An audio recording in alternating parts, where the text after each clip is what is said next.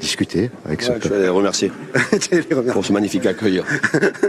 Ouais, ça va, Christophe? Ouais, ça va. C'était un match difficile. On savait qu'on avait évidemment beaucoup de pression sur les épaules, à la fois sur nos contre-performances, la victoire de Lens et surtout Nice, qui est une très bonne équipe, qui fait un super parcours. Je crois que leur dernière défaite à domicile, c'est en septembre. Ouais, ils n'avaient pas attendu depuis 10 matchs. Donc voilà, venir l'emporter ici, c'était important, évidemment. On n'a sûrement pas sorti le plus grand match de la saison, mais on a eu beaucoup de solidarité, beaucoup de combativité. Et voilà, c'était évidemment 3 points importants dans cette période-là. Ouais, jusqu'à les joueurs disaient on est plus léger, donc on est plus léger, on avait besoin de cette bouffée d'oxygène, c'est bien. Puis ils ont su le faire professionnellement, en plus, professionnellement, avec du caractère, avec de l'idée, comme tu dis, intelligemment. Oui, on a commis très peu de fautes à l'approche de notre surface, même si on a été acculés. On a eu des poteaux, ils ont eu aussi des poteaux. Mais voilà, on a su défendre assez intelligemment sans concéder trop de coups francs. On a concédé beaucoup de corners parce qu'on a été acculés sur notre but. On aurait pu être meilleur dans nos transitions, on l'a pas été. Et voilà, pour battre Lens la semaine prochaine, il faudra avoir quand même autant avoir de solidarité, de combativité, de détermination, mais avoir une meilleure utilisation du ballon. Parce qu'à un certain moment, on a favorisé le pressing de Nice en jouant qu'à travers des passes courtes, alors qu'il fallait évidemment bien défendre, être regroupé, mais dès qu'on avait le ballon, il fallait aérer le jeu et on l'a pas assez fait. Ça va, j'aime bien quand tu parles au football. Je t'aime comme ça. En plus, tu as 6 points d'avance, c'est déjà pas mal. Non, mais c'est vrai, c'est important dans un championnat. On ne se rend pas compte, mais 6 points, c'est déjà que. Oui, 6 points, évidemment que c'est vaut mieux les avoir que courir après, mais voilà, on sait qu'on a un match vraiment très important samedi prochain. Ça va, merci. Allez. Ils sont proches, Paga et Christophe Galtier. Il l'a pas trop chiffonné. Il n'a pas trop été le chercher. Vous vous entendez bien. Il nous entend. Il nous entend pas, mais il nous entend. Regardez-le, le copain. Bien sûr qu'il nous entend, Paga. Bon, avec Christophe Galtier, merci à tous les deux pour cette réaction. Non pas la frustration, mais l'agacement forcément de Christophe Galtier sur l'accueil ce soir de ses ex-supporters. On rebascule sur ce PSG Lens qui arrive dans une semaine avec Christophe Galtier. Lens qui a gagné hier. Tenez, le classement, 6 points d'écart entre les deux, mais si on en reste là, franchement, il y aura un match là dans une semaine. Surtout, ça ressemble à une finale pour Lens, parce qu'on se dit que tout autre résultat qu'une victoire à Paris va compliquer sérieusement les choses pour aller chercher le titre. Mais s'ils venaient à gagner à Paris, ce qu'ils sont tout à fait capables de faire quand on voit leur résultat contre les autres équipes du top 5 et la manière dont ils avaient fait souffrir Paris au match aller, on se dit que tout restera possible. C'est les premiers qui ont battu d'ailleurs le Paris Saint-Germain. Complètement. Le 1er janvier, c'était à Bollaert et le retour, ce sera donc par définition au Parc des Princes. Classement d'abord, Dominique, le PSG qui s'offre ce soir un petit peu de répit. Oui, Paris qui retrouve ses 6 points d'avance et 13 buts de plus que Lens, deuxième, avant le match du week-end prochain entre les deux équipes. Mais est-ce que ce PSG-là, Mickaël Landreau, vous a convaincu? Est-ce que vous avez entreaperçu ce soir des progrès? Franchement, c'est un match où on va retenir le résultat qui était très très important et essentiel pour eux. Avec un retour de Ramos, souvent quand il y a Ramos, il y a beaucoup moins de défaites parce qu'il a une exigence, il a un professionnalisme, évidemment. Je trouve que les Parisiens ont eu énormément de réussite et ont eu l'efficacité à l'inverse des Niçois. Par contre, dans le jeu, dans la consistance, c'est pas un grand Paris Saint-Germain. On n'a pas vu énormément de différence par rapport à d'habitude. Par contre, comptablement, essentiel pour la suite. Je vous repose exactement la même question. Dominique, ça vous va? Vous vous souvenez de l'intitulé? Est-ce que ce PSG-là vous a convaincu? Est-ce que vous avez aperçu ce soir des progrès? À part le réalisme et la faculté de ne pas avoir pris de but, ça faisait 5 matchs que le PSG n'avait pas proposé de clean sheet. Il n'y a pas un écart dingue avec ce qu'on a vu ces dernières semaines. Voilà, ils ont été un tout petit peu plus fort pour marquer. Quand on voit ils ont quand même subi. Quand on voit le ralenti. Non, juste il y a vos propos et puis il y a l'attitude corporelle aussi. Non, mais quand on voit l'homme du match est Donnarumma, voilà. Donc ça veut dire déjà qu'il a fait beaucoup d'arrêts. Oui. Donc ça, il y a une goal line. Bon, ça se joue à 1 millimètre. Donc évidemment, vous voyez, 21 tirs. XG, c'est pour Nice. C'est énormissime de concéder 21 tirs. C'est le deuxième plus gros total de tirs concédés par les Parisiens. 7 tirs cadrés pour Nice que Donnarumma a tous sortis. Oui, 21 tirs, oui, encaissés, mais 0 but encaissé à l'arrivée pour le Paris Saint-Germain. Mickaël l'a dit, spécialiste du poste. Donc ça relativise la qualité de la performance. Complètement. Le résultat est excellent. La performance, elle est plus nuancé. Mais c'est vrai que quand votre gardien est sollicité à ce point, on va les revoir, ces arrêts de Gianluigi Donnarumma, Mickaël. Pour moi, il fait le match qui correspond à ses qualités, à ses caractéristiques. Et il a été très performant ce soir, ce qui maintient le PSG dans le match et ce qui me permet au PSG de prendre 3 points. Il a été sollicité sur ses points forts, donc il a brillé. Voilà, mais vous êtes en train de nous dire qu'il ne nous a pas fait le match du siècle non plus, mais cela dit, on est assez d'accord et on est raccord sur tout cela. Dans un instant Nice, dans un instant une page RC Lens, on a plein de belles histoires à vous raconter. On va aller voir quand même Paul et Habib qui nous ont commenté ce match. Un constat global, messieurs, on a quasiment tout dit, mais sur le Paris Saint-Germain, tenez, on peut aussi vous la poser cette question, Habib. Est-ce que vous avez ce soir, eh bien, je me foule pas, je recycle les questions, est-ce que vous avez entrevu du mieux ? Oui, parce que je trouve que le PSG a fait un match sérieux, donc c'est le mieux que je vois et surtout le résultat. Mais comme vous l'avez dit en plateau, après j'ai un vrai problème d'intensité sur ce milieu de terrain. C'est-à-dire que quand je les regarde du début à la fin et quand je vois l'intensité par exemple d'un Boudaoui, qui n'est même pas comparable à un Vitinha en termes normalement de statut ou de ce que ça représente aujourd'hui sur la valeur des deux joueurs, quand je vois un Khéphren Thuram, mais Khéphren Thuram, il joue tous les jours au Paris Saint-Germain. Il est titulaire, mais indiscutable dans ce milieu de terrain-là. L'intensité que mettent les trois, que j'ai vu ce soir, que ça soit Renato Sanchez, un petit bout de match, mais Fabien Ruiz, Vitinha, pour moi, c'est insuffisant. Et c'est insuffisant. Alors, en Ligue 1, ça peut suffire. Mais attention, parce que dès que l'intensité monte, ils concèdent beaucoup d'occasions. Mine de rien, ce soir, c'est 21 tirs. Sur 21 tirs, s'ils n'ont pas un Donnarumma avec un peu de réussite, c'est pas le même match, quoi. Donc c'est pas la même analyse non plus de ce match-là. Vous me demandez le niveau du Paris Saint-Germain. Ça fait bien longtemps, à mon avis, qu'on a fait une croix sur un Paris Saint-Germain qui serait presque proche de la perfection, comme on l'attendait au mois d'août. Finalement, on a aujourd'hui un match où le Paris Saint-Germain a réussi ce qu'il ne réussissait pas lors des 2 derniers matchs, c'est-à-dire à être clinique sur le peu d'occasions qu'ils ont eu, mais ont encore beaucoup de soucis. Le but de Ramos, tenez, un petit chiffre au passage. Sergio Ramos, métier défenseur central, 109e but en carrière ce soir. C'est impressionnant. Le PSG qui s'impose ce soir, on attend et vous restez avec nous, la réaction de Christophe Galtier.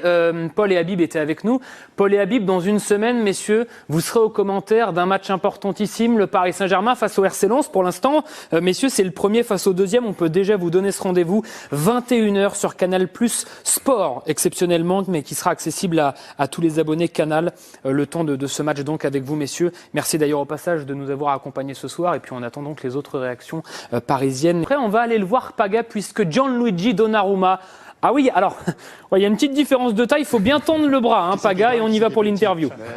Mets-toi debout, Paga. J'ai mis les talons pourtant. Ça va ? Ça va ? Bien ? Sérieux, hein ?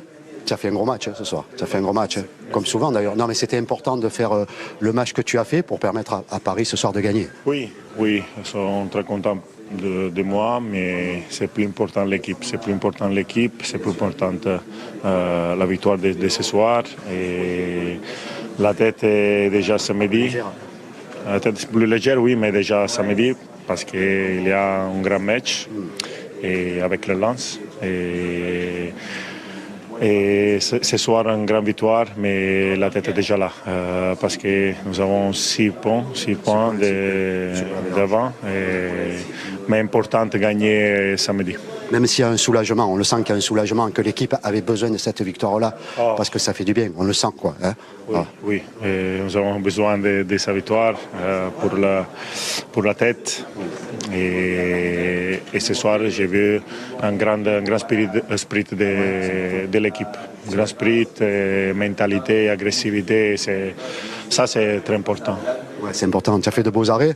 Tu n'as pas voulu bloquer les ballons ce soir. Hein. Tu as dit non, on ne bloque pas. Ce soir, ça fait spécifique. Non, mais c'est bien parce qu'on a vu tout ton talent ce soir et c'est important parce qu'un gardien que toi, c'est un jeune gardien aussi. Et donc, tu es toujours dans la progression. Oui, toujours. Chaque entraînement, je cherche de m'améliorer, comme ça dit, améliorer et faire tout ce qui est possible pour l'équipe. Et ça, c'est mon objectif. Si tu veux des cours de français, tu me demandes à moi parce que.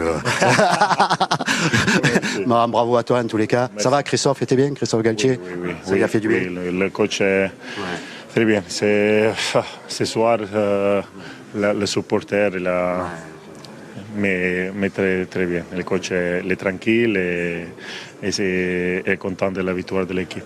Merci à toi. Merci. Gianluigi Donnarumma, gros match ce soir au micro de Paga. Christophe Galtier, c'est une promesse dans quelques instants et l'une des petites histoires de ce match, et on est obligé d'en parler, c'est cette banderole déployée par les supporters niçois pendant ce match-là. On va la découvrir ensemble. Banderole, on va faire simple, injurieuse, Dominique, et qui vise la maman de Christophe Galtier. Ouais, et il manque le pire morceau au bout, mais ça a été affiché et chanté longuement pendant cette rencontre. Banderole et des chants également entendus durant ce match. Avant de vous écouter, Mickaël, si vous me le permettez, on va écouter une petite séquence. On est en fin de match, on tend l'oreille et on en reparle juste après. Fin de match un peu confuse, à ce moment-là on entend aussi des insultes. Voilà ce qu'on a essayé un petit peu de vous traduire et de vous sous-titrer, Mickaël, donc dans la foulée de ce match. Allez-y. Après, pour moi, bien évidemment qu'on peut discuter la banderole. Les ultras à Nice, et comme dans d'autres stades, et c'est à Nantes, c'est à Rennes, il y a des classiques. La Mama di Landreau est une putana. La Mama di Landreau est une putana. Je l'ai entendu pendant 15 ans quand j'allais au stade du Ray.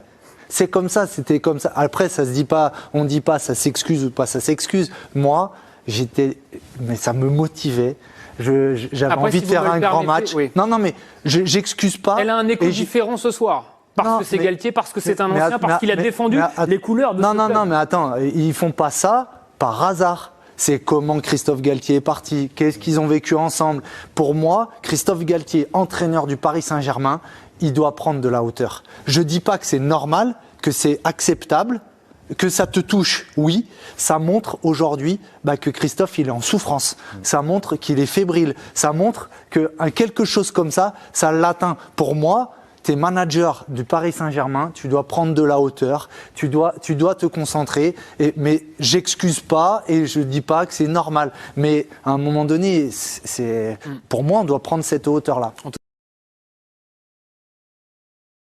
Moi je les vous dis sur les biens, on m'a mitigé après cette victoire du PSG. C'est quand une chose est sûre, c'est que Mbappé a raison. C'est pas le Kylian Saint-Germain, là c'était le Donnarumma Saint-Germain. Il les a sauvés. Mais quand le gardien est l'homme du match, c'est qu'il y a un gros problème. Mais t'étais où Mbappé, hein? Quand faut réagir sur Instagram, là t'es rapide, hein. Mais quand faut réagir aux passes de Messi, là tu prends du temps. Là t'es même plus dans les temps. Je sais que Messi est dans le futur, mais quand même essaye de te rattraper. Non mais je sais pas, le mec la dernière fois il a cru que c'était une interview, après c'était une vidéo, il a pas voulu participer. Là c'est pareil, il fait les entraînements, mais quand il voit que c'est pour les matchs et tout, il a pas voulu participer. Non mais droit individuel, la dernière fois il fallait le payer pour la vidéo.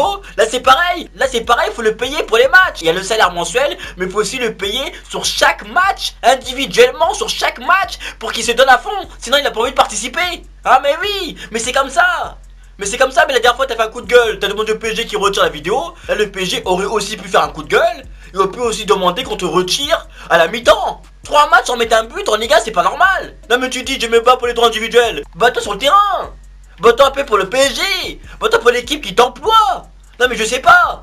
Non mais 3 matchs sans but, hein. Et pas 3 matchs de Ligue des Champions, 3 matchs de Ligue 1. Les droits individuels, mettez aussi le droit de marquer, hein. Non mais je sais pas, Messi lui fait des passes mais il arrive à les rater. On sent pas l'envie, on sent pas la faim. Daniel Soler se bat sur chaque ballon, des Ramos se battent sur chaque ballon. Même Messi il a mis son but, on sentait qu'il se battait. Là je pense que les gens sont en train de se rendre compte que c'est pas Messi le problème et tout. On a beaucoup critiqué Messi, mais les gens sont en train de se rendre compte que c'est Mbappé le problème au PSG. Sérieusement, les gens dernièrement sont en train d'ouvrir les yeux. Ce match-là on l'a gagné grâce à Donnarumma. 21 sur des Niçois dont 6 cadrés et Donnarumma a tout arrêté. Non, il a arrêté les frappes, mais il s'est surtout arrêté lui-même.